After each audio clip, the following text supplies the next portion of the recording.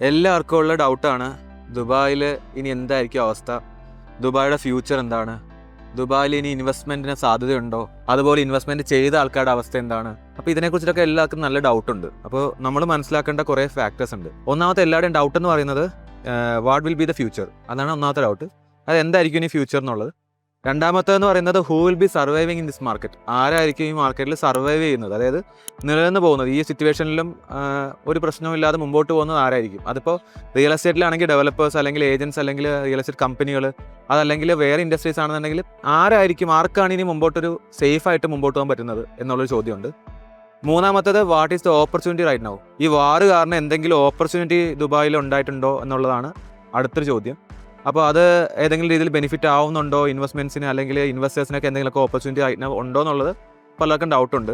ഇനി what we have to understand as a buyer, അല്ലെങ്കിൽ what we have to learn as a buyer, ഒരു investor ഇവിടെ വാങ്ങുമ്പോൾ ഇനി ശ്രദ്ധിച്ചിരിക്കേണ്ട കാര്യങ്ങൾ എന്തൊക്കെയാണെന്നാണ് നമ്മൾ ഫൈനലി പറയാൻ പോകുന്നത്. അപ്പോൾ ഈ കാര്യങ്ങളൊക്കെയാണ് നമ്മൾ ഇന്നത്തെ വീഡിയോയിൽ ഉൾപ്പെടുത്തിയിരിക്കുന്നത്. എല്ലാവരുടെയും ആദ്യത്തെ ഡൗട്ടാണ് what is going to happen. ഇപ്പോൾ ഏതൊരു ഇൻഡസ്ട്രി വർക്ക് ചെയ്യുന്ന ഒരാളായാലും അല്ലെങ്കിൽ ബിസിനസ് ചെയ്യുന്ന ഒരാളായാലും GCC രാജ്യങ്ങൾ എന്ന് പറയുന്നത് നമ്മുടെ നാട്ടിലേക്ക് ഒരു അന്നം തരുന്നൊരു രീതിയായിരുന്നു പണ്ട്. അപ്പോൾ ഈ വാറ് കാരണം എന്തെങ്കിലും പ്രോബ്ലം ഇനി ഫ്യൂച്ചറിലേക്ക് ഉണ്ടാകുമോ, അല്ലെങ്കിൽ ഇവിടെ ഇനി എന്തായിരിക്കും, ഇവിടെ നിന്നിട്ട് കാര്യമുണ്ടോ, അങ്ങനെ പല രീതിയിലുള്ള കൺസേൺസ് എല്ലാവർക്കും ഉണ്ട്. അപ്പോൾ അതിൽ ജോലി ചെയ്യുന്ന ആൾക്കാരുണ്ട്, ബിസിനസ് ചെയ്യുന്ന ആൾക്കാരുണ്ട്, ഇൻവെസ്റ്റേഴ്സ് ഉണ്ട്, പല രീതിയിൽ, അല്ലെങ്കിൽ വർക്ക് ഫ്രം ഹോം ചെയ്യുന്ന ആൾക്കാരുണ്ട്. പല രാജ്യങ്ങളിൽ നിന്ന് ദുബായിലൊക്കെ വന്നിട്ട് ഇവിടുത്തെ ലൈഫ് സ്റ്റൈൽ എൻജോയ് ചെയ്ത് വർക്ക് ഫ്രം ഹോം ചെയ്യുന്ന ആൾക്കാരുണ്ട്. അപ്പോൾ എല്ലാവർക്കും ഒരു കൺസേൺ ഉണ്ട്. അപ്പോൾ ആദ്യം നമ്മൾ മനസ്സിലാക്കേണ്ടത് ഇതിലൊരു സേഫ്റ്റി ഫാക്ടറാണ്. ദുബായിൽ ഇപ്പോൾ വാറ് എന്ന് പറഞ്ഞിട്ട് ഇവിടെ ഒന്നും സംഭവിച്ചിട്ടില്ല. പക്ഷേ ഈ വാറ് കാരണം ഇൻഡസ്ട്രീസിൻ്റെ ഒരു ബുദ്ധിമുട്ടുണ്ടായിരുന്നു. കാരണം ഇവിടെ ഈ രാജ്യം എന്ന് പറയുന്നത് ഒരു 30% ടൂറിസവും ഒരു 20% ലോജിസ്റ്റിക്സിലും കൂടെയാണ് ഈ രാജ്യം സർവൈവ് ചെയ്യുന്നത്. അപ്പോൾ ഈ രണ്ട് കാര്യങ്ങൾ ഡൗൺ ആയി. കാരണം സ്റ്റേറ്റ് ഓഫ് ഹോർമോസ് അടച്ചതുകൊണ്ട് ലോജിസ്റ്റിക് ഇൻഡസ്ട്രി മൊത്തം ഡൗൺ ആയിട്ടുണ്ട്. അതുപോലെ തന്നെ ഫ്ലൈറ്റ് ഈ വാർന്ന് പറഞ്ഞിട്ടുള്ള ഒരു സിറ്റുവേഷൻ ആയതുകൊണ്ട് ഇത് മീഡിയയുടെ ഒരു പ്രൊപ്പഗണ്ട പോലെ ആളുകളിലേക്ക് ഈ മിസൈൽ വരുന്നു, ഇവിടെ സേഫ് അല്ല എന്നുള്ള രീതിയിലുള്ളൊരു വാർത്ത ആൾക്കാരിലേക്ക് എത്തിച്ചതുകൊണ്ട് ടൂറിസ്റ്റുകളുടെ വരവും കുറഞ്ഞിട്ടുണ്ട്. പിന്നെ അതിൽ നമ്മൾ മനസ്സിലാക്കേണ്ടത് സീസൺ കഴിഞ്ഞു. മാർച്ച്, ഏപ്രിൽ, മെയ്, ജൂൺ എന്ന് പറയുന്നത് ഇവിടെ വേനൽക്കാലമാണ്. ഇപ്പോൾ ഈ സമയത്ത് ഇവിടെ ബിസിനസ് ഉണ്ടാവാറില്ല. അതുകൊണ്ടാണ് പല ഹോട്ടലും ഷട്ട് ഡൗൺ ചെയ്തേക്കുന്നത്. അപ്പം ഇത് രണ്ടും ഒരേ സമയത്തായതുകൊണ്ട് മൊത്തത്തിൽ മാർക്കറ്റിന് ചെറിയൊരു ഡിപ്പ് വന്നിട്ടുണ്ട്. അത് എല്ലാ ഇൻഡസ്ട്രിയിലും, റിയൽ എസ്റ്റേറ്റ് മാത്രമല്ല എല്ലാ ഇൻഡസ്ട്രിയിലും ഒരു ഡിപ്പ് വന്നിട്ടുണ്ട്. ഈ വാറ് കാരണം ശരിക്കും ഉണ്ടായിരിക്കുന്നത് ഒരു ബിസിനസ് ഡാമേജ് ആണ്. അതായത് ഇവിടുത്തെ ഇൻഫ്രാസ്ട്രക്ചർ ഡാമേജ് അല്ല, ഇവിടുത്തെ ഒരു വിശ്വാസ്യത, ഈ രാജ്യത്തിൻ്റെ ഒരു വിശ്വാസ്യത തകർക്കപ്പെട്ടു എന്നുള്ളതല്ലാതെ വേറെ പ്രോബ്ലംസ് ഇല്ല. അതായത് വാറ് കാരണം മിസൈൽ വന്ന് ആൾക്കാർ മരിച്ചു പോകുകയല്ല ചെയ്തത്. ഇവിടെ അത് വരുന്നത് കാരണം ആൾക്കാർക്ക് പേടിയാണ് ഉണ്ടാക്കിയത്. കാരണം ഇവിടെ ആകെ 12 മരണമാണ് യു എ എന്ന് പറയുന്ന എൻ്റെ കൺട്രിയിൽ ആകെ 12 മരണവും ദുബായിൽ ആകെ 2 മരണമാണ് ഉണ്ടായത്.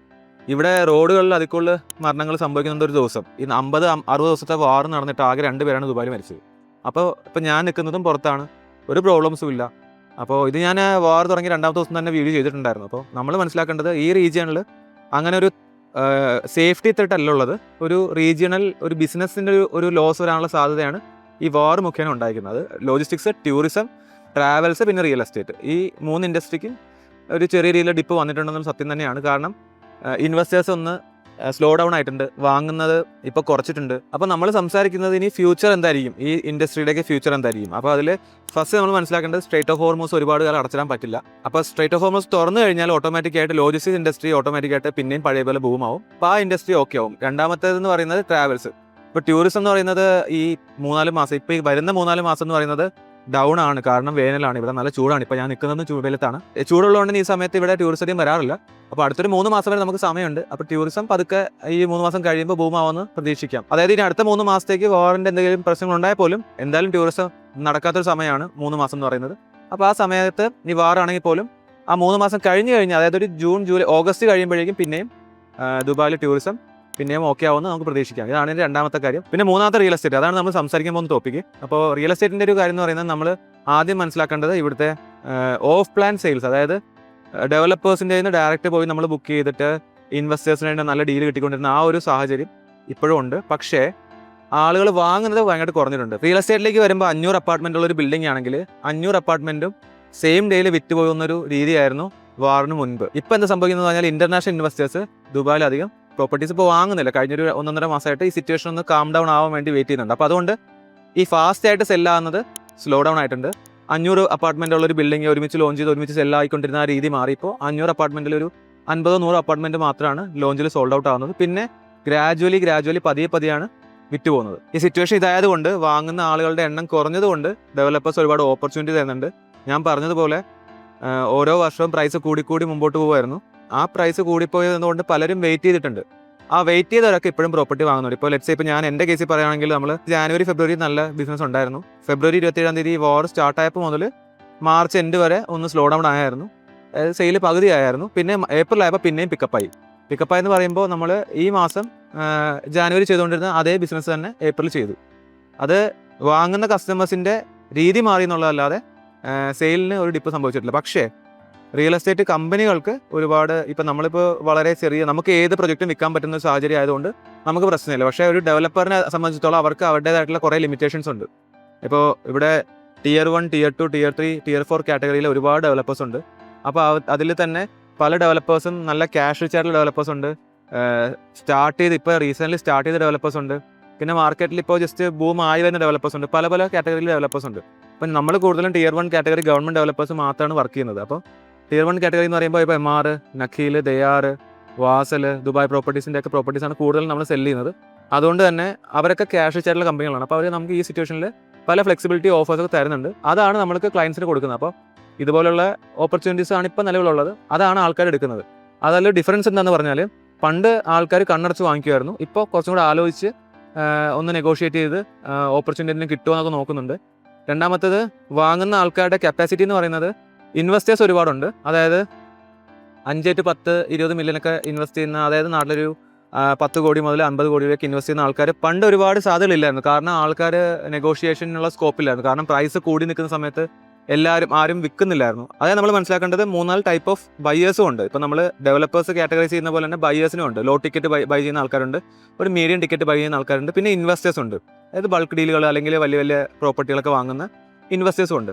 ആ ഒരു ഫൈനൽ പറഞ്ഞ ആ ഒരു ഇൻവെസ്റ്റേഴ്സ് കാറ്റഗറി ആൾക്കാർക്ക് ഇപ്പോൾ കുറച്ചും കൂടെ ഓപ്പർച്യൂണിറ്റി വന്നിട്ടുണ്ട്. കാരണം പ്രൈസ് കൂടിയ പല പ്രോപ്പർട്ടീസിൻ്റെയും പ്രൈസ് കുറഞ്ഞിട്ടുണ്ട്. അപ്പോൾ അവർക്കൊരു എൻ്റർ ചെയ്യാൻ പറ്റുന്ന ഒരു ഓപ്പർച്യൂണിറ്റിയാണ്. ഇപ്പോൾ എക്സാമ്പിൾ പറയുകയാണെങ്കിൽ കോവിഡ് ടൈമിൽ ഞാനൊരു 4 bedroom town house JVC sell ചെയ്തത് 1.3 million ആണ്. അതിൻ്റെ വാട്സപ്പ് ചാറ്റാണ് ഞാൻ ഇപ്പോൾ കാണിച്ചു തരുന്നത്. ഈ 1.3 million വിറ്റ ടൗൺ ഹൗസിൻ്റെ ഇപ്പോഴത്തെ വില എന്ന് പറയുന്നത് ഏകദേശം 6 million ആണ്. അത് കോവിഡ് സമയം ആയതുകൊണ്ട് ആരും പ്രതീക്ഷിച്ചില്ല പ്രോപ്പർട്ടി ദുബായ് മാർക്കറ്റ് താഴെ പോയി ഇനിയിപ്പം ഒന്നും കിട്ടത്തില്ല. അപ്പോൾ ആ സമയത്ത് ബുദ്ധിപരമായിട്ട് എൻ്റർ ചെയ്ത ആളുകൾക്ക് നല്ലൊരു ഓപ്പർച്യൂണിറ്റി ഫ്യൂച്ചറിൽ കിട്ടി. അതുപോലെ തന്നെയാണ് ആ സമയത്ത് ഒരുപാട് പ്രൊജക്റ്റുകൾ, കോവിഡ് സമയം, അതുപോലെ തന്നെ 2008 ഗ്ലോബൽ ക്രൈസിസ്, 2014, അങ്ങനെ പല സമയങ്ങളിലും മാർക്കറ്റ് താഴെ പോകുന്ന സമയത്ത് ബൈ ചെയ്ത ആൾക്കാരാണ്. അത് റിസ്ക്കും ഉണ്ട്.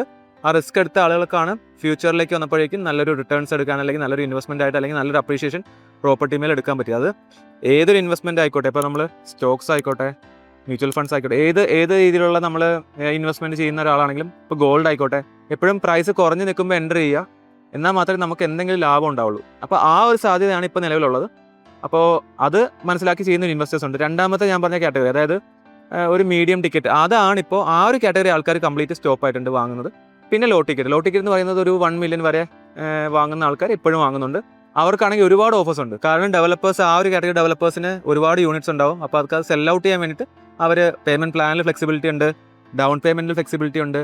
ഇപ്പോൾ registration fees, land department registration, അല്ലെങ്കിൽ Sharjah land department, Dubai land department registration ഫീസുകളിൽ ഡിസ്കൗണ്ട് കിട്ടുന്നുണ്ട്. അങ്ങനെ പല ഓപ്പർച്യൂണിറ്റീസ് ഇപ്പോൾ ആ പറയുന്ന സെഗ്മെൻറ്റിൽ കിട്ടുന്നുണ്ട്. ദുബായ് അല്ലെങ്കിൽ GCC രാജ്യങ്ങൾ എന്ന് പറയുന്നത് വേൾഡിൻ്റെ ഒരു ഹാർട്ട് പോലെയാണ് വർക്ക് ചെയ്യുന്നത്. കാരണം ഇത് ബീറ്റ് ചെയ്തില്ലെങ്കിൽ പല രാജ്യങ്ങളിലും ബുദ്ധിമുട്ടിലേക്ക് വരും. അപ്പോൾ അതുകൊണ്ട് ഈ രാജ്യങ്ങൾ മുമ്പോട്ട് പോകുക എന്നുള്ളത് നമ്മുടെ കംപ്ലീറ്റ് വേൾഡിൻ്റെ ഒരു ആവശ്യകതയാണ്. അതുകൊണ്ട് തന്നെ ഇതൊരു താൽക്കാലികമായിട്ടുള്ളൊരു പ്രശ്നമാണ്. അതിപ്പോൾ ഇറാൻ്റെ അമേരിക്കയുടെ ഒരു ഈഗോ പ്രശ്നത്തിന് പുറത്ത് നിൽക്കുന്നൊരു ഫൈറ്റ് അല്ലെങ്കിൽ ഒരു വാറാണിത്.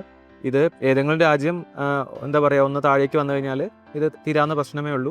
പിന്നെ ഇറാൻ എന്തുകൊണ്ട് UAE അല്ലെങ്കിൽ GCC രാജ്യങ്ങൾ അറ്റാക്ക് ചെയ്യുന്നു പറയുന്നത് അത് തന്നെ ഇതിനൊരു ആൻസറാണ്. കാരണം GCC രാജ്യങ്ങൾ അറ്റാക്ക് ചെയ്താൽ മാത്രമേ ഇറാന് പിടിച്ചെടുക്കാൻ പറ്റുള്ളൂ. കാരണം എന്നാൽ മാത്രമേ ഈ രാജ്യങ്ങൾ ഇടപെട്ട് സോൾവ് ചെയ്യുള്ളൂ യുദ്ധം.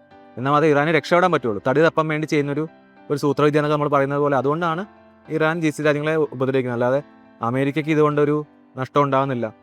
ഈ രാജ്യങ്ങൾ ഇടപെട്ട് സോൾവ് ചെയ്യും എന്നൊരു വിശ്വാസത്തിൻ്റെ പുറത്താണ് അറ്റാക്ക് ചെയ്യുന്നത്. പക്ഷേ അത് നടന്നില്ല. അത് നടക്കാതായപ്പോഴേക്കും സ്ട്രൈറ്റ് ഓഫ് ഹോർമുസ് അടച്ചു. ഇപ്പോൾ അതിൻ്റെ പേരിലാണ് മുമ്പോട്ട് പോകുന്നത്. അതും എന്തെങ്കിലും ഒരു സൊല്യൂഷൻ വരും എന്നുള്ളതാണ് അടുത്ത് തന്നെ. അപ്പം അങ്ങനെ അതും കൂടെ വന്നു കഴിഞ്ഞാൽ ഓട്ടോമാറ്റിക്കായിട്ട് വാർ നിൽക്കും, സ്ട്രൈറ്റ് ഓഫ് ഹോർമുസ് ഓപ്പൺ ആയി കഴിഞ്ഞാൽ ബാക്കിയുള്ള പ്രശ്നങ്ങളൊക്കെ സോൾവ് ആവും, പിന്നെയും ബാക്ക് ടു നോർമൽ ആവുമെന്നാണ് നമ്മുടെ പ്രതീക്ഷ. അപ്പോൾ ഇതൊക്കെയാണ് ഒരു വിശ്വാസം. അപ്പോൾ നമ്മൾ ആലോചിക്കേണ്ടത്, അതായത് ഈ ഓഫ് ലൈൻ സെയിൽസ് ഡൗൺ ആയതുകൊണ്ട് ഇനിയും ഉണ്ടാകാൻ പോകുന്നത് സെക്കൻഡറി മാർക്കറ്റിന് ഒരു ബൂം ഉണ്ടാകാൻ സാധ്യതയുണ്ട്. ഈ off plan ready to move in comparison വരുമ്പോൾ, അതായത് അണ്ടർ കൺസ്ട്രക്ഷൻ പ്രോപ്പർട്ടീസ് അല്ലെങ്കിൽ റെഡി ടു മൂവിൻ പ്രോപ്പർട്ടീസ് എന്ന് പറയുന്ന ആ ഒരു കമ്പാരിസൺ വരുമ്പോൾ ഓഫ് പ്ലാൻ ഇപ്പോൾ ഡെവലപ്പേഴ്സിന് ഡയറക്റ്റ് വാങ്ങുന്നത് കുറച്ച് കുറഞ്ഞിട്ട് ആൾക്കാർ റെഡി ടു മൂവിൻ വാങ്ങാൻ വേണ്ടി ട്രൈ ചെയ്യും. ആരെങ്കിലും അർജൻറ്റായിട്ട് വിൽക്കുന്നുണ്ടോ, ഇവിടുന്ന് എസ്കേപ്പ് ആവാൻ അല്ലെങ്കിൽ പാനിക്കായിട്ട് വിൽക്കുന്ന ആൾക്കാരുണ്ടെങ്കിൽ അതൊക്കെ കിട്ടുമോ നോക്കി ഒരുപാട് പേര് കോൺടാക്ട് ചെയ്യാറുണ്ട്. അതിന് സാധ്യതയുണ്ട്. പക്ഷേ ഇപ്പോൾ ആൾക്കാർ എഡ്യൂക്കേറ്റഡ് ആണ്, ആൾക്കാർക്ക് മനസ്സിലായി ദുബായ് ഒരു വേവിലാണ് എപ്പോഴും വർക്ക് ചെയ്യുന്നത്. അപ്പോൾ ഈ ഒരു താഴേക്ക് വരുമ്പോൾ വിറ്റ് കഴിഞ്ഞാൽ നഷ്ടമാണെന്ന് അറിയാവുന്നതുകൊണ്ട് ആരും വിൽക്കാൻ ഇപ്പോൾ റെഡിയല്ല. എല്ലാവരും എങ്ങനെയെങ്കിലൊക്കെ സർവൈവ് ചെയ്യാനുള്ളൊരു ഇത് തന്നെയാണ് മുമ്പോട്ട് പോകുന്നത്. നമ്മൾ ബയേഴ്സിനെ കുറിച്ച്, ഇപ്പോൾ നമ്മൾ വാങ്ങുന്ന ആൾക്കാരെ കുറിച്ച് സംസാരിച്ചത്. ഇനി മാർക്കറ്റ് പിടിച്ചു നിർത്തുന്നത് ഡെവലപ്പേഴ്സാണ്. ഇപ്പോൾ MR, നഖീൽ, പ്രൈവറ്റ് ആണെങ്കിൽ ഡമാക്ക് പോലുള്ള ജൈൻ്റ് ആയിട്ടുള്ള ഡെവലപ്പേഴ്സ് ഉണ്ട്. അവരുടെ ഒരു മുമ്പോട്ടുള്ള പോക്കും റിയൽ എസ്റ്റേറ്റ് മാർക്കറ്റിനെ സ്വാധീനിക്കാൻ സാധ്യതയുണ്ട്. ഇപ്പോൾ നമ്മൾ വാങ്ങുന്ന ആൾക്കാർ കുറയുമ്പോൾ ഓട്ടോമാറ്റിക്കായിട്ട് ഡെവലപ്പേഴ്സിന് സെയിൽസ് കുറയും, ക്യാഷ് ഫ്ലോ കുറയും. ഓട്ടോമാറ്റിക്കായിട്ട് അത് അവരുടെ പ്രൊജക്റ്റുകളെ എഫക്ട് ചെയ്യും, അവരുടെ ഫ്യൂച്ചർ പ്രൊജക്റ്റുകളെ എഫക്ട് ചെയ്യും, ഇപ്പോൾ നടന്നുകൊണ്ടിരിക്കുന്ന പ്രൊജക്റ്റുകളെ എഫക്ട് ചെയ്യും. ആ ഒരു സൈക്കിളും കൂടെ നമ്മൾ ഇതിൽ ഉൾപ്പെടുത്തേണ്ട കാര്യമുണ്ട്. കാരണം അത് ഒരു വലിയൊരു പാർട്ടാണ്. വാങ്ങുന്നത് മാത്രമല്ല, ഇത് പണിയുന്നതും കൂടെ ഇൻഫ്രാസ്ട്രക്ചർ, അതായത് ആ ബിൽഡിംഗ്, ഇപ്പോൾ ഒരു ബിൽഡിംഗ് ഇപ്പോൾ കഴിഞ്ഞ 2-3 വർഷം മുമ്പ് വാങ്ങിച്ച ആൾക്കാരുടെ ഹാൻഡ് ഓവറുകൾ, അതുപോലെ തന്നെ അവരുടെ ഡൗൺ ദ ലൈൻ കൺസ്ട്രക്ഷൻ നടന്നുകൊണ്ടിരിക്കുന്ന പ്രൊജക്റ്റുകൾ, ഇതൊക്കെ ഇതിൻ്റെ പാർട്ടാണ്. അപ്പോൾ നമ്മൾ മനസ്സിലാക്കേണ്ടത് ഈ ഒരു സിറ്റുവേഷൻ കാരണം ഇപ്പോൾ ഞാൻ എല്ലാ വീഡിയോയിലും പറയുന്നതാണ് ആദ്യം പോലെ, പ്രോപ്പർട്ടി വാങ്ങിയ ആളാണെന്നുണ്ടെങ്കിൽ നമ്മൾ മനസ്സിലാക്കേണ്ടത് വാങ്ങിയ പ്രോപ്പർട്ടി ഏത് ഡെവലപ്പറാണെന്ന് ആലോചിക്കുക. ആ ഡെവലപ്പറിൻ്റെ ഒരു സേഫ്റ്റി ഇപ്പോൾ വലിയൊരു ചോദ്യചിഹ്നമാണ്. നല്ല ഡെവലപ്പർ ആണെങ്കിൽ മാത്രമാണ് ക്യാഷ് ഫ്ലോ ഉണ്ടാവുള്ളൂ. ക്യാഷ് ഫ്ലോ ഉണ്ടെങ്കിൽ മാത്രമാണ് പ്രൊജക്റ്റുകൾ കംപ്ലീറ്റ് ചെയ്യാൻ പറ്റുള്ളൂ ഓൺ ടൈമിൽ, അല്ലെങ്കിൽ ഡിലേ വരാനുള്ള സാധ്യതയുണ്ട്. അപ്പോൾ അതാണ് ഇവിടുത്തെ ഒരു ചോദ്യചിഹ്നം. അപ്പോൾ നമ്മൾ മനസ്സിലാക്കേണ്ടത് first category, second category, third category. First category എന്ന് പറയുന്നത് MR, നഖീൽ, ദയാർ, വാസൽ, അങ്ങനെയുള്ള ഗവൺമെന്റ് ബാക്ക്ഡ് ആയിട്ടുള്ള അല്ലെങ്കിൽ അത്രയും സേഫ് ആയിട്ടുള്ള ബാങ്ക് ബാക്ക് ചെയ്യുന്ന ഡെവലപ്പേഴ്സ്. പിന്നെ ഒരു Tier 1 കാറ്റഗറി തന്നെ വരുന്ന പ്രൈവറ്റ് ഡെവലപ്പേഴ്സ്, ഇപ്പോൾ ശോഭ, ഡമാക്ക് പോലുള്ള പ്രൈവറ്റ് ഡെവലപ്പേഴ്സ്. അപ്പോൾ ഇങ്ങനെ കുറേ ഡെവലപ്പേഴ്സ് ഉണ്ട് ഇവിടെ. അപ്പോൾ നമ്മൾ ഓരോ കാറ്റഗറി ഡെവലപ്പേഴ്സ് എടുക്കുമ്പോൾ ക്യാഷ് ചേട്ടൽ ഡെവലപ്പേഴ്സ് ആണെങ്കിൽ സേഫ് ആയിരിക്കും. കാരണം നമ്മൾ ഫോർകാസ്റ്റിംഗ്, എല്ലാ ബിസിനസ് ഒരു ഫോർകാസ്റ്റിലാണ് പോകുന്നത്. ഇപ്പോൾ ഈ മാസം ഇത്രയും സെയിൽസ് വന്നതുകൊണ്ട് അടുത്ത മാസവും വരും, അതിൻ്റെ അടുത്ത മാസവും വരും. അപ്പോൾ അടുത്ത മാസം കൂട്ടണം എന്നുള്ളൊരു ടാർഗറ്റിലായിരിക്കും എല്ലാ ഡെവലപ്പേഴ്സും പോകുന്നത്. അപ്പോൾ അതിനനുസരിച്ചുള്ള പ്രൊജക്റ്റുകൾ അനൗൺസ് ചെയ്യും.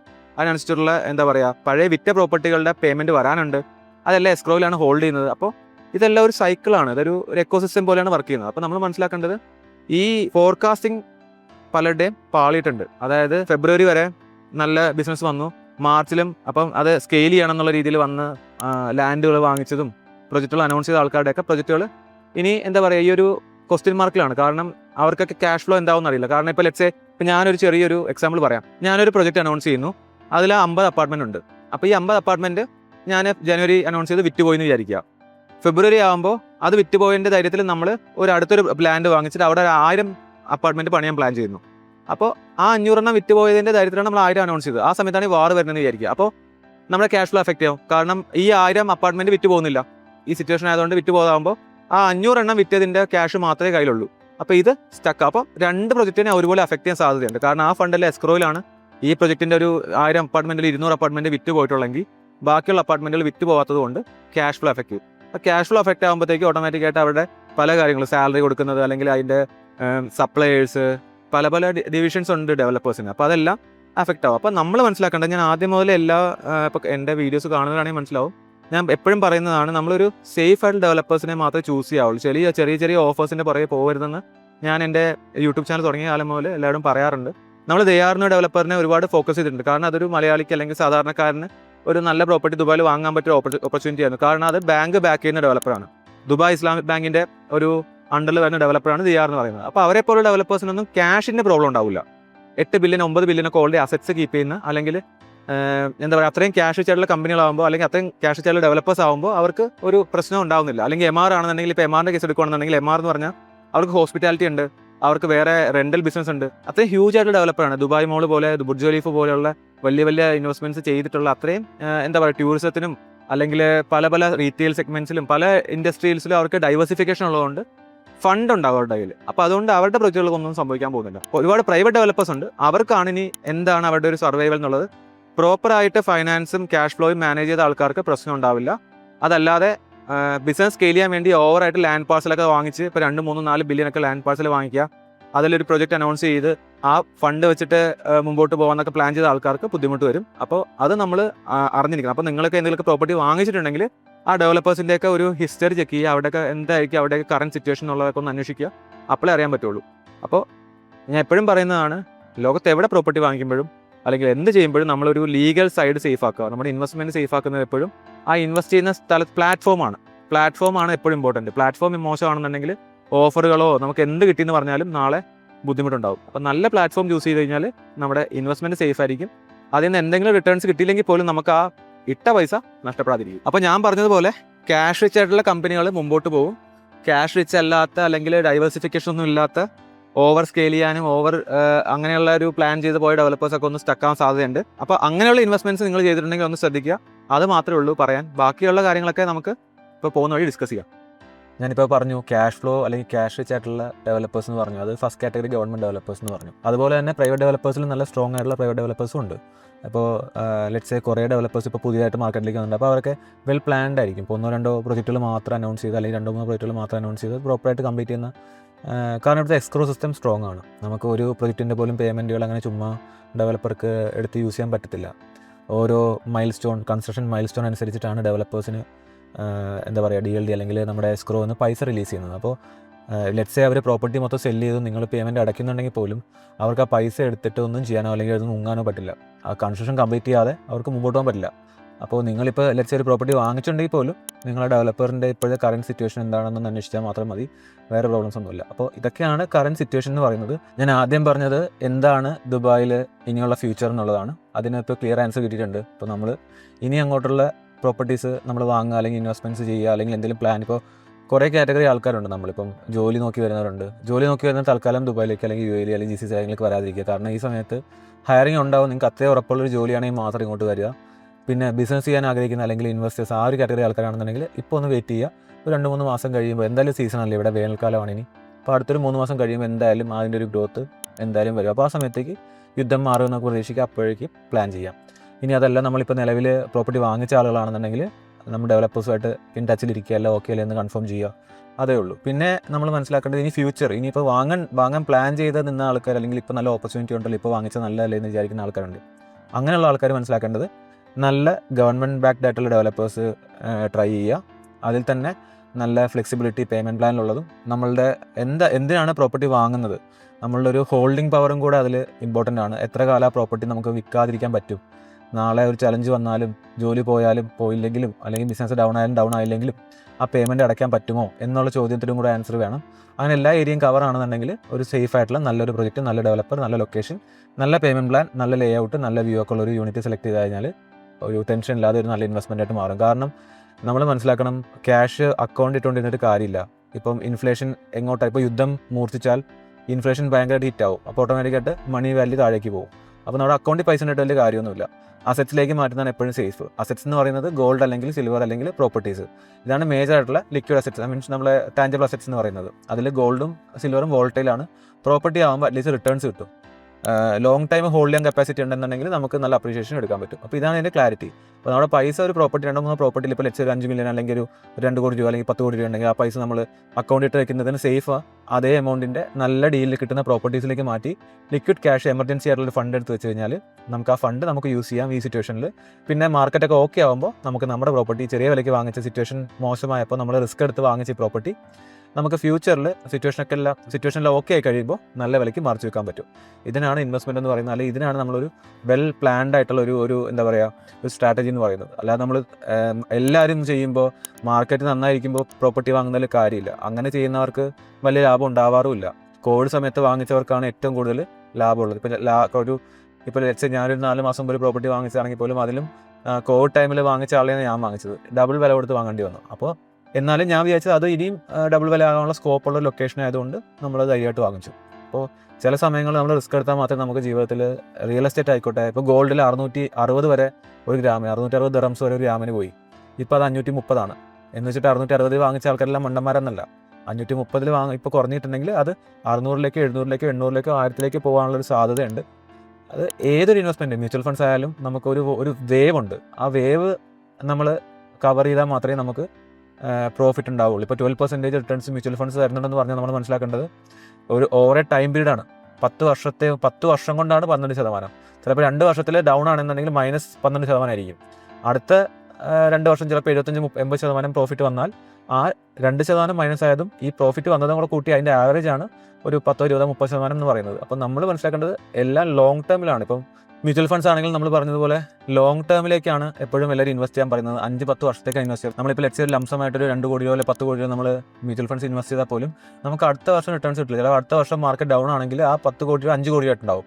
ചിലപ്പോൾ അത് കഴിഞ്ഞിട്ടുള്ള വർഷം അത് 7 കോടിയായിട്ടുണ്ടാവും. ചിലപ്പോൾ അത് കഴിഞ്ഞിട്ടുള്ള വർഷം 15 കോടിയാവും. അപ്പോൾ നമ്മൾ ഈ 7 കോടിയാകുമ്പോൾ പാനിക്കായിട്ട് പേടിച്ച് അത് എടുത്താൽ 2.5 കോടി നമുക്കാണ് നഷ്ടം. നമ്മൾ വെയിറ്റ് റെഡി ആയാൽ അടുത്ത വർഷം ആകുമ്പോൾ അത് 15 കോടി ആകുമ്പോൾ നമുക്ക് 5 കോടി ലാഭം വരും. അപ്പോൾ ഈ ഒരു വിഷനും ഈ ഒരു നമുക്കൊരു ഫ്യൂച്ചറിസ്റ്റിക് ആയിട്ട് ചിന്തിക്കാനും പറ്റുന്ന പ്ലാൻ ചെയ്യാൻ പറ്റുന്ന ആൾക്കാർക്ക് മാത്രമാണ് ഇൻവെസ്റ്റ്മെൻറ്റ്സ് പറഞ്ഞിരിക്കുന്നത്. അപ്പോൾ അതിനനുസരിച്ചിട്ട് പ്ലാൻ ചെയ്ത ആൾക്കാരാണ് നിങ്ങളെങ്കിൽ നിങ്ങൾ വാങ്ങിച്ചതെല്ലാം അതുപോലെ സേഫ് ആയിരിക്കും. അതല്ലാതെ വാങ്ങിച്ചവർക്ക് എന്തായാലും പ്രോബ്ലം ഉണ്ടാകും. അപ്പോൾ നമ്മൾ ഇനി ഫ്യൂച്ചറിലേക്ക് വാങ്ങുമ്പോഴും അതിനനുസരിച്ചിട്ട് ഇപ്പോൾ നമ്മൾ ചെയ്യുന്ന കൺസൾട്ടേഷൻ എങ്ങനെയെന്ന് പറഞ്ഞാൽ നമ്മളൊരു കസ്റ്റമർ ഒരു പ്രോപ്പർട്ടി വാങ്ങാൻ അല്ലെങ്കിൽ ഇൻവെസ്റ്റ്മെൻറ്റ് ദുബായിൽ റിയൽ എസ്റ്റേറ്റിൽ താല്പര്യം ഉണ്ടെങ്കിൽ അവരെ പ്രോപ്പർ ഇൻ ഡീറ്റെയിൽ എടുത്തിട്ട് ആ ഡീറ്റെയിൽസ് വെച്ചിട്ട് നമുക്ക് എന്താണ് അവർക്ക് സ്യൂട്ടബിൾ ആയിട്ടുള്ള ഓപ്ഷൻ എന്ന് ആദ്യം സെലക്ട് ചെയ്യും. അപ്പോൾ പോക്കറ്റിൽ നിന്ന് അധികം പൈസ ഇറങ്ങാത്ത എന്നാൽ നല്ല റെപ്യൂട്ടഡ് ആയിട്ടുള്ള സേഫ് ആയിട്ടുള്ള ഓപ്ഷനിലേക്ക് ചൂസ് ചെയ്യിക്കുക. അത് തന്നെ നമുക്ക് ഒരു ലിവറേജ് നല്ലൊരു പ്രൈസിൽ വാങ്ങിച്ചെടുത്താൽ മാത്രമേ നമുക്ക് ഫ്യൂച്ചറിൽ നല്ല പ്രൈസിലേക്ക് വിൽക്കാൻ പറ്റുള്ളൂ. അപ്പോൾ എപ്പോഴും ഒരു 3 to 5 ഇയേഴ്സ് ഒരു സ്പാൻ കൊടുത്താൽ മാത്രമേ ഏതൊരു ഇൻവെസ്റ്റ്മെൻറ്റും ഗ്രോ ആവുള്ളൂ. അപ്പം അതിന് വാറായിക്കോട്ടെ വേറെ എന്ത് പ്രോബ്ലം ആയിക്കോട്ടെ ഒരിക്കലും ഒരു വാർ 5 വർഷം നീണ്ടു നിൽക്കില്ല. അപ്പം ചിലപ്പോൾ അത് കൂടിയും കുറഞ്ഞിരിക്കും. പക്ഷേ അതിൻ്റേതായിട്ടുള്ള പ്രോബ്ലംസ് എല്ലാ ഇൻഡസ്ട്രിയിലും വരും. അതിപ്പോൾ റിയൽ എസ്റ്റേറ്റിൽ മാത്രമല്ല എല്ലാ ഇൻഡസ്ട്രിയിലും വരും. അത് കഴിഞ്ഞ് കഴിയുമ്പോൾ നമ്മൾ ആ സമയത്ത് പാനിക് ആവാതെ സസ്റ്റെയിൻ ചെയ്ത ആളുകൾക്ക് ഫ്യൂച്ചറിൽ നല്ല ഗ്രോത്ത് ഉണ്ടാകും. അപ്പോൾ നമ്മൾ യൂസഫ് അലിക്കയുടെ അല്ലെങ്കിൽ ലുലുവിൻ്റെ ഒരു ഹിസ്റ്ററി ചെക്ക് ചെയ്താൽ ലുലു സ്റ്റാർട്ട് ചെയ്ത സമയം എന്ന് പറയുന്നത് ഗൾഫ് വാർ സമയത്താണ്. അപ്പോൾ അതിൻ്റെയൊക്കെ ഇൻ്റർവ്യൂസ് യൂട്യൂബിൽ അവൈലബിൾ ആണ്. അത് കണ്ടു കഴിഞ്ഞാൽ മനസ്സിലാവും. യൂസഫ് സാറിന് ആ സമയത്ത് ഷെയ്ഖ് സായിദ് എന്ന് പറയുന്നത് ഇവിടുത്തെ കിങ് റൂളർ ഫ്രീ ആയിട്ട് കൊടുത്ത ലാൻഡിലാണ് അല്ലെങ്കിൽ ഗിഫ്റ്റായിട്ട് കൊടുത്ത അല്ലെങ്കിൽ സപ്പോർട്ടായിട്ട് കൊടുത്ത ലാൻഡിലാണ് അദ്ദേഹം ലുലു എന്ന് പറയുന്ന ഖാലിദിയ മോൾ പണിതത്. ആ ഒരു റിസ്ക് എടുത്ത് ആ സമയത്ത് ചെയ്തതുകൊണ്ടാണ് ഇപ്പോൾ ആ ഒരു ലെവലിലേക്ക് എത്താൻ സാധിച്ചത്. ആ സമയത്ത് ഇവിടുന്ന് എല്ലാവരും പോയ പോലെ പുള്ളിയും ഇവിടുന്ന് ഓടിപ്പോയിരുന്നെങ്കിൽ ഒന്നും നടക്കുന്നില്ല. കാരണം ആ ഗൾഫ് ആ സമയത്ത് ആരും നിൽക്കാൻ സമയത്ത് ഇവരുടെ മോള് പണിയാൻ അല്ലെങ്കിൽ ഒരു ഷോപ്പിംഗ് മോള് പണിയാൻ കാണിച്ച റിസ്ക്കാണ് യൂസഫ് അലി എന്ന് പറയുന്ന ആ ഒരു മനുഷ്യനെ ഇപ്പോൾ ഇത്രയും വലിയതായിട്ട് ആൾക്കാർ പുകഴ്ത്തുന്നത്. അപ്പോൾ റിസ്ക് എടുത്തവർ മാത്രമേ ജീവിച്ചിട്ടുള്ളൂ. അപ്പോൾ നമ്മൾ പ്രോപ്പർട്ടി വാങ്ങുമ്പോഴും റിസ്ക് എടുക്കുക എന്നുള്ളതല്ല, നമ്മൾ സ്ട്രാറ്റജിക് ആയിട്ട് കാൽക്കുലേറ്റഡ് റിസ്ക് എടുക്കുക. നമ്മുടെ കയ്യിൽ ഇപ്പോൾ ഒരു ലംസം എമൗണ്ട് ഉണ്ടെങ്കിൽ അത് മൊത്തം കൂടി ഇൻവെസ്റ്റ് ചെയ്തിട്ട് ബ്ലോക്ക് ആക്കിയിട്ട് ഇപ്പോൾ പേടിച്ചിരിക്കുകയല്ല. നമ്മളതിനെ വൈസായിട്ട് സ്പ്ലിറ്റ് ചെയ്ത് എങ്ങനെ നമുക്ക് അധികം പൈസ ചിലവാക്കാതെ എങ്ങനെ ഒരു ഇൻവെസ്റ്റ്മെൻറ്റ് ചെയ്യാമെന്ന് ആലോചിക്കുക. അതാണ് നമ്മൾ ആസ് എ കമ്പനി നമ്മളെ ടീം റെക്കമെൻഡ് ചെയ്യുന്ന എല്ലാവർക്കും. അപ്പോൾ ഒരു പ്രോപ്പർട്ടി വാങ്ങാൻ താല്പര്യം ഉണ്ടെങ്കിൽ നിങ്ങളുടെ പ്ലാൻ എന്താണെന്ന് നിങ്ങൾ നമ്മളോട് പറഞ്ഞു തരാണെന്നുണ്ടെങ്കിൽ നമുക്ക് സ്യൂട്ടബിൾ ആയിട്ടുള്ള ഓപ്ഷൻസ് സജസ്റ്റ് ചെയ്യാൻ പറ്റും. അതിൽ നിങ്ങൾക്ക് മാച്ച് ആവുന്ന നിങ്ങൾക്ക് റിസ്ക് ഇല്ലാത്ത രീതിയിൽ എങ്ങനെ ഒരു റിസ്ക് ഇൻ ദ സെൻസ് നിങ്ങളുടെ പൈസ നഷ്ടപ്പെടാത്ത രീതിയിൽ എങ്ങനെ നമുക്കത് ചെയ്തെടുക്കുക എന്നുള്ളത് നമ്മൾ പറഞ്ഞുതരാം. അപ്പോൾ നമ്മൾ കൂടുതലും വർക്ക് ചെയ്യുന്നത് ക്യാഷ് റിച്ച് ആയിട്ടുള്ള അല്ലെങ്കിൽ അത്യാവശ്യം സേഫ് ആയിട്ടുള്ള ഗവൺമെൻറ് ഡെവലപ്പേഴ്സ് അല്ലെങ്കിൽ ബാങ്ക് ബാക്ക്ഡ് ആയിട്ടുള്ള ഡെവലപ്പേഴ്സ് അങ്ങനത്തെ പ്രൊജക്റ്റുകൾ മാത്രമേ നമ്മൾ മാർക്കറ്റിലേക്ക് എത്തിക്കുന്നത്. അപ്പോൾ നിങ്ങൾക്ക് ഇൻട്രസ്റ്റ് ഉണ്ടെന്നുണ്ടെങ്കിൽ താഴെക്കാണ് നമ്പറിൽ കോൺടാക്ട് ചെയ്യുകയാണെന്നുണ്ടെങ്കിൽ നമുക്ക് ഇതൊക്കെ ഡിസ്കസ് ചെയ്യാവുന്നതാണ്. അപ്പോൾ നമ്മൾ കൺക്ലൂഷൻ എന്താണെന്ന് പറഞ്ഞാൽ നമ്മൾ വാങ്ങണോ വേണ്ടയോ എന്നുള്ളതാണ്. വാങ്ങുന്നവർക്ക് വാങ്ങാം, അതിൻ്റെ ഓപ്പർച്യൂണിറ്റി മനസ്സിലാക്കുന്നവർക്ക് ചെയ്യാവുന്നതാണ്. അതല്ല ടെൻഷൻ ഉണ്ടെങ്കിൽ ഒരിക്കലും ചെയ്യരുത്. പിന്നെ രണ്ടാമത്തെ കാര്യം ഫ്യൂച്ചർ എന്താണെന്ന് ചോദിക്കുന്നത്, ഫ്യൂച്ചർ ദുബായ് ഒരിക്കലും താഴേക്ക് പോകില്ല. ഇത് സിറ്റുവേഷൻ ഇതുപോലത്തെ പല സിറ്റുവേഷനും കൂടെ ഈ രാജ്യം കടന്നു പോയിട്ടുണ്ട്. അപ്പോൾ റിക്കവർ ആയിട്ടുമുണ്ട്. അപ്പോൾ അത് തന്നെ നമ്മൾ പ്രതീക്ഷിക്കുക, നമ്മൾ മുമ്പോട്ട് പോവുക. പിന്നെ ഇതിൽ നമ്മൾ ഇനി വാങ്ങുന്ന ആൾക്കാർ ശ്രദ്ധിക്കേണ്ടത് നല്ല സേഫ് ആയിട്ടുള്ള ഇൻവെസ്റ്റ്മെൻറ്റ്സ് മാത്രം ചൂസ് ചെയ്യുക. പിന്നെ ഞാൻ അവസാനം പറഞ്ഞതുപോലെ റിസ്ക് എടുത്തവരും അല്ലെങ്കിൽ ആ പ്ലാൻ ചെയ്ത് കാൽക്കുലേറ്റർ റിസ്ക് എടുത്തവർക്ക് മാത്രമാണ് ഏതൊരു ഇൻവെസ്റ്റ്മെൻറ്റിലും റിസൾട്ട് ഉണ്ടായിരിക്കുന്നത്. ലോങ് ടേമിലും ലോങ് വിഷനിലും ഹോൾഡിംഗ് കപ്പാസിറ്റി ഉണ്ടെങ്കിൽ മാത്രം റിയൽ എസ്റ്റേറ്റിൽ ദുബായിലല്ല ലോകത്ത് എവിടെയായാലും ഇൻവെസ്റ്റ് ചെയ്യുക. അപ്പോൾ ഇതാണ് ഇതിൻ്റെ ഒരു സമ്മറി എന്ന് പറയുന്നത്. നിങ്ങൾക്ക് ദുബായിൽ അല്ലെങ്കിൽ UAE ഒരു പ്രോപ്പർട്ടി വാങ്ങാൻ ആഗ്രഹം ഉണ്ടെന്നുണ്ടെങ്കിൽ താഴെ കാണുന്ന നമ്പറിൽ കോൺടാക്ട് ചെയ്യുക. നിങ്ങൾക്ക് ഫ്രീ ആയിട്ട് കൺസൾട്ടേഷൻ തരുന്നതാണ്. നിങ്ങൾക്ക് പറ്റുമില്ല നമ്മൾ പറയും. നിങ്ങൾക്ക് ചൂസ് ചെയ്യാൻ സാധ്യമായിട്ടുള്ള ഓപ്പർച്യൂണിറ്റീസ് നിങ്ങൾക്ക് തരും. അതിൽ നിന്ന് നമുക്ക് ഡിസ്കസ് ചെയ്തിട്ട് ഒരു ഓപ്പർച്യൂണിറ്റി ഫൈനലൈസ് ചെയ്യാവുന്നതാണ്. ഇപ്പോൾ ഒരുപാട് ഡിസ്കൗണ്ടുകളും ഓഫറുകളും നിലവിലുണ്ട്. ഇത് യൂസ് ചെയ്യുകയാണെന്നുണ്ടെങ്കിൽ ഫ്യൂച്ചറിൽ നിങ്ങൾക്ക് അതൊരു ലാഭകരമായിട്ടുള്ള ഇൻവെസ്റ്റ്മെൻ്റ് ആക്കി മാറ്റാൻ സാധിക്കും.